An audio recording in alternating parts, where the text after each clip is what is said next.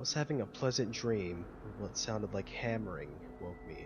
After that, I could barely hear the muffled sound of dirt covering the coffin over my screams.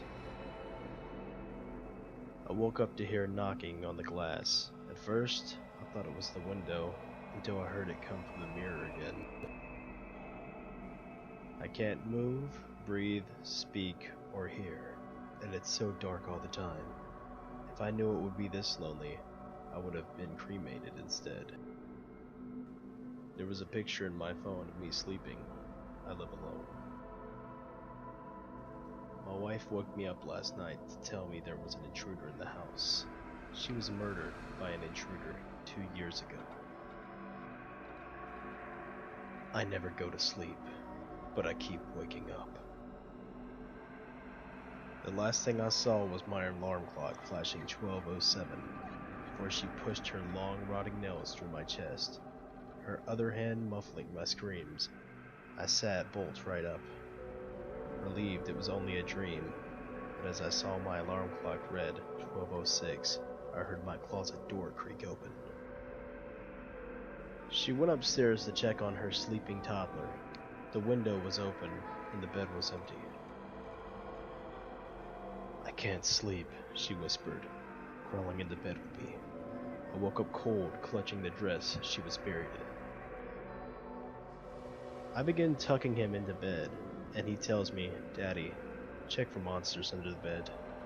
I look underneath for his amusement and see him, another him, under the bed, staring back at me, quivering and whispering, "Daddy, there's somebody on my bed." After working a hard day, I came home to see my girlfriends cradling our child. I didn't know which was more frightening, seeing my dead girlfriend and stillborn child, or knowing that someone broke into my apartment to place them there. You get home, tired after a long day's work and ready for a relaxing night alone. You reach for the light switch, but another hand is already there. I always thought my cat had a staring problem. She always seemed fixated on my face, until one day when I realized she was always looking just behind me. My daughter won't stop crying and screaming in the middle of the night. I visit her grave and ask her to stop, but it doesn't help.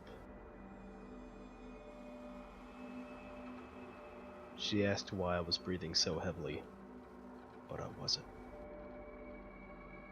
The sound of a baby monitor crackling with a voice, comforting my firstborn child. As I adjusted it to a new position, my arm brushed against my wife sleeping next to me. There's nothing like the laughter of a baby, unless it's 1 a.m. and you're home alone. A girl heard her mom yell her name from downstairs, so she got up and started to head down.